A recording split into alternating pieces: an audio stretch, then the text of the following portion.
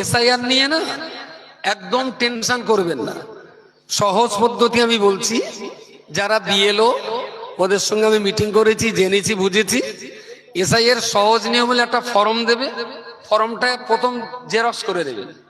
ফার্স্টেই যেন ফর্মটা ফিল আপ করবেন না, যদি ভুলটুল হয় ফর্মটা জেরক্স করে নেবেন।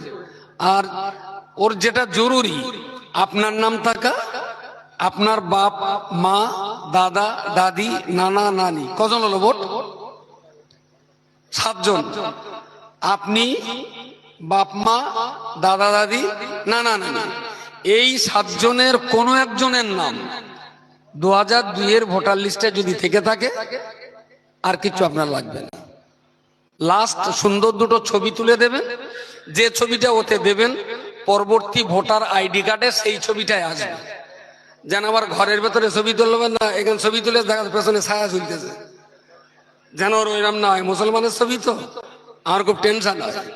ছবিটা তুলবেন একটা সাদা দেয়ালের ধারে দাঁড়িয়ে, একটা সাদা কাপড় পেছনে ঝুলিয়ে কালারিং ছবি তুলবেন। ওই ছবিটাই কিন্তু ভোটার আই কার্ডে দেওয়া হবে। এইবারে আমাদের এই ভিতরে বাপ মা, দাদা দাদি, নানা নানি আর নিজে 7 জনের কারুর নাম নেই, এরকম লোক কে আছে? একজন বলেন কে আছে? কারোর কারোর নেই। 2-1 বেরোতে পারে। কিভাবে বার হবে? ধরুন 2002 আগে ওর বাপ মারা গেছে, মা মারা গেছে, দাদু দাদি তার আগে চলে গেছে, বেচারা গরিবতার কারণে ও দিল্লি বোম্বে চলে গেছে কাজ করতে, বয়স 28-29, এখনো ভোটার হয়নি। পেছনে বাপ নেই, মা নেই, দাদা নেই, দাদি নেই, কেডা ওরে বলবে? ও ওখানে কাজই করে আর বাড়ি আসে না।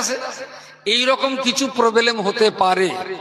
কোন ছেলে মেয়ের যদি এইরকম প্রবলেম হয় যে তার বাপ মা, দাদু দাদি, নানা নানি সবাই ইন্ডিয়ান, ঘটনাচক্রে ও বিদেশে থাকার কারণে ওর নাম ভোটার লিস্টে ওঠেনি, বয়স 28 হয়ে গেছে, এইরকম যদি কেউ থেকে থাকে ওকে আমাদের সঙ্গে একটু যোগাযোগ করতে বলবেন।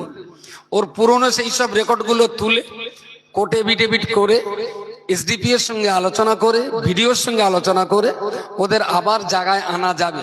হতাশ হওয়ার কোনো জায়গা নেই। দেখেছিলাম 370 ধারা বাতিল হলে যারা ঈদের মতো করে রসগোল্লা খেয়েছিল, 3 তালাক বিল বাতিল হলে বনগায় হাবড়াতে যারা খাসি মেরে ফিস্তি করেছিল, বাবরি মসজিদ ভেঙে রাম মন্দির তৈরি হওয়ার সময় যারা বিশাল ভাবে ঢোল তবলা বাজিয়েছিল, তাদের আজকে আচলা পঞ্চদুরুদের আঁকা তালবসা। আমি একমাত্র প্রাণী আপনার এনআরসির সময়ে, মুভমেন্টের সময় চিৎকার করে বলেছিলাম ভারতবর্ষের বাউন্ডারিতে যারা যারা আছে এরা সবাই ভারতের নাগরিক। একটা হিন্দু, একটা মুসলমানকে বাদ দেওয়া হবে না। যদি বলে বিদেশি, তাহলে যে বর্ডার দিয়ে ঢুকেছিল সেই বর্ডারের বিএসএফ কি নাকে তেল দিয়ে ঘুমাচ্ছিল? এ ঢোকার কারণে এ যদি অপরাধী হয়, তাহলে যে বিএসএফ ওখানে ডিউটিতে ছিল তারও চাকরি বরখাস্ত হওয়া উচিত। আজকে বাংলাদেশের হিন্দু যারা এদেশে এসছে, আমি মানুষের চোখে তাকিয়ে বলছি, হিন্দু মুসলমানের চোখ দিয়ে তাকাচ্ছি না, মানুষের চোখে। বাংলাদেশ থেকে এসেছে এদেশে, রেশন কার্ড করেছে, আধার কার্ড করেছে, আই কার্ড করেছে, জমি কিনেছে, বাড়ি বেঁধেছে, ছেলে পিলে লেখা পড়েছে, চাকরি করছে। আজকে বুড়ির বয়স 65, বুড়োর বয়স 70। বলুন তাদেরকে এনআরসিতে এসআইআর ফেল করিয়ে বাংলাদেশে ফেরত দেওয়া হবে? এটা কি মানুষের মতন কাজ? অনেকে বলছেন এনআরসি হোক, এসআইআর হোক। আমি বলছি এসআই হোক, আমারও মত আছে, কিন্তু এসআইআর এ যারা দোষী সাব্যস্ত হবেন, মিন্স বেনাগরিক হবে, তাদের কি করা হবে? সরকারের কোন স্পষ্ট নীতি আছে? এড়ে না বোকনা, হিজড়ে না নপুংসক, সরকারের কোন স্পষ্ট আজও নীতি নেই যে বেনাগরিক যারা হবে তাদের কি করা হবে, তার কোন নীতি আজও নেই। যদি বাংলাদেশ ফেরত দেবে, ইয়ার কি নাম চালবাজা না। বাংলাদেশে ফেরত দিতে গেলে বাংলাদেশ বলবে ওরা আমাদের দেশের নাগরিক, তার ডকুমেন্টস দিন আপনি। ওরা আমার দেশ থেকে যায়নি, তার ডকুমেন্টস দিন। বুঝতে পারেননি? দিতে পারবে না, বাংলাদেশে ফেরত। ব্যাপারটা অত সহজ নয়। দ্বিতীয় নম্বর, যদি বলেন এদেশেই থাকবে, নাগরিকত্ব পরে দেওয়া হবে। পরে যদি সেই দিতে হয়, তাহলে বাংলা একটা কথা বলে, সেই তো ভাতার ধরলি, কেনই বারাত করলি? বললি তো লোকে বলবেন মাতিনি ভাষা খারাপ। আচ্ছা, এই ভাষাটা ছাড়া ভালো বোঝানোর কোনো লাইন আছে? তুই যদি নাগরিকত্ব দিবি যদি, তাহলে গোটা দেশ জুড়ে মানুষকে আতঙ্কে রেখে, মানুষকে শঙ্কায় রেখে, মানুষের বিপদে ফেলে রেখে ঘন্টার পর ঘন্টা লাইনে দাঁড় করিয়ে লেখে, তোর লাভটা কি হচ্ছে সুমন্দি বলতে পারিস? যদি বলে পরে দেব, তাহলে তার জন্য আমার এই কথা, সেই তো ভাতার ধরলি, তাহলে কেনই বেড়াত করলি? লোকে আমার বলবে ভাষা খারাপ। আরে জন্তু, আমি ইউনিভার্সিটিতে সাহিত্যের লেকচার মারতে আসি, আমি এসেছি দেশের আম জনসাধারণকে কথাটা বোঝাতে। যে ভাষা বললে পাবলিক তাড়াতাড়ি বোঝে, সেই ভাষায় আমাকে কথা বলতে হবে।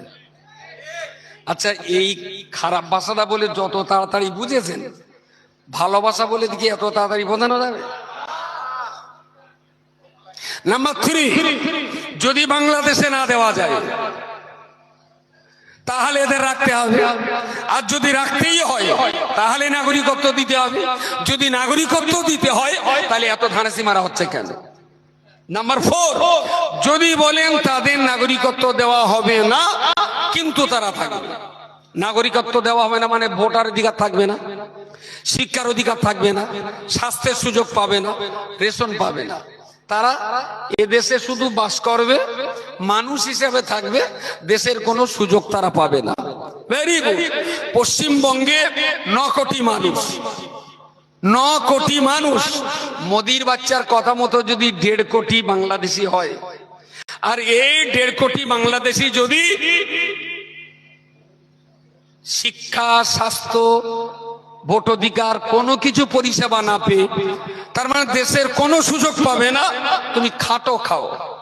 এইভাবে যদি 1.5 কোটি থাকে, তাহলে 9 কোটির ভেতরে 1.5 বাদ গেলেই থাকে 6 কোটি। তা 6 কোটি মানে এক একটা ওদের পিছনে 4টে করে নাগরিক ভাগে পড়বে। বোঝায়নি? 4 ডেরা 7.5, আর ওরা 1.5, 9। তাহলে এক একজন বিদেশি যারা আছে, তাদের একজনের করে ভাগে পড়বে 4 জন করে। আচ্ছা, ওরা শিক্ষা পাবে না, স্বাস্থ্য পাবে না, রেশন পাবে না, ভোট দিতে পারবে না। ওই 1.5 কোটির জ্বালায় এই 7 কোটি মানুষ কি স্বস্তিতে থাকতে পারবে? আপনি রোজ গোশ ডিম খাবেন, আর ওরা রোজ সজনে শাক খাবে, একদিন কিন্তু আপনার উপরে হামলা হবে। হবে না? আপনার ছেলে রোজ স্কুলে যাবে, আর ওদের তো স্কুল থাকবে না, তাহলে ওরা কি করবে? আপনার ছেলে যখন তো বড়, তখন আপনার ছেলের মাথায় ইট মারবে। আমার দেশে থাকবে অথচ স্কুলে যাবে না, আমার দেশে থাকবে অথচ লেখাপড়া শিখতে পারবে না, আমার দেশে থাকবে অথচ চাকরি পাবে না, রেশন পাবে না, স্বাস্থ্য পরিষেবা পাবে না। তাহলে তারা তো থাকবে অমানুষের মতো হয়ে। তাহলে ওরা কি আমাদেরকে স্বস্তির সঙ্গে ঘুমাতে পারবে, ঘুমাতে দেবে? তাহলে এরা যে কি ব্রেন নিয়ে যে চলছে, এই দুটো জন্তু, দুটো 4টে ওদের পা, তবে এই দুটো 4টে পা একসঙ্গে জোড়া দিলে চৌপিয়ে জন্তু হয়। তো এই দুটো মিলে চৌপিয়ে জন্তু দুটো যা সর্বনাশ করছে দেশে, সে কথা আর বলার নয়। এনআরসি, এসআইআর নিয়ে যে কথা বলেছি, সবচেয়ে বড় বিপদ হলো যাদের ধরা পড়বে তাদের নিয়ে সরকারের স্পষ্ট কোনো নীতি নেই। আমি যে কথা বলেছি, এর বাইরে আর কোনো নীতি আছে? কথা বলে, এর বাইরে একটাই নীতি আছে, লাইনে দাঁড় করে শুট করে দাও, মেরে দেওয়া। কিন্তু পৃথিবীর কেউ কি মারির পক্ষে যাবে? আর আমাদের চোখের সামনে যদি 1.5 কোটি মানুষের মারার অর্ডার দেয়, তা আমরা তখন বলবো 1.5 কোটি মারবা কেন, 2টো খুন করে দাও, গোটা দেশ শান্তি হয়ে যায়। কথা বলা যায়নি? 1.5 কোটি মানুষ মারবো কেন, 2টো পাঁটা মেরে দেবো, যাতে গোটা দেশটা শান্তিতে ফিরে আসে। আমি বলি, বলো পাঁটা, তোরা যদি ছবি দিবেন, পাঁটার ছবি দিস, যেন মানুষের ছবি দিবি না, তোরা বিরাট জালিয়াত। ওখানে পাঁটার ছবি দিবি, যেন অন্য কোনো মানুষের ছবি দিবি না। আমার ত্রুটি বিচ্যুতি নিজে ক্ষমা চেয়ে নিচ্ছি। আর ভাষাগত ত্রুটি যদি কিছু হয়, যে যা ফোন করে তার কাছে ক্ষমা চেয়ে নেবো খুনি। আমার জন্য দোয়া করবেন। তাকওয়া হিফজুল কোরআন কলেজের জন্য দোয়া করবেন। আর সর্বোপরি ইংলিশ মিডিয়ামটা কাজে লাগালে লাইভ এসে একবার বলবো, তার জন্য আমার জন্য দোয়া করবেন। আবার দেখা হবে। আর যদি আপনাদের সামর্থ্যে কুলোয় একটা দুটো কোটি টাকা আমার তাকওয়ায় দেবেন, 1-2 টাকা, কারণ ওখান তো আমার লাগবে 52 লাখ টাকা। 52 লাখ টাকা লাগবে 40টা বাচ্চার জন্য, 52 লক্ষ টাকা। তাতে আপনাদের কাছ থেকে বেশি লোক নাই, মোটা মোটা মাল ধরবো। ধরিত গন্ডার, মারিত গন্ডার, লুঠিত ভান্ডার, বুঝতে পারেননি? আমি 5,000 নিচে কারোর কাছে টাকা লেইনি, পরিষ্কার কথা। যেমন লাগবে 52 লাখ, আমি যে 2 টাকা তুলি তো 52 বছর ধরে টাকা তুলতে হবে, আমার কাজ করবো কবে? যদি আপনার মনে হয় এই ভালো কথা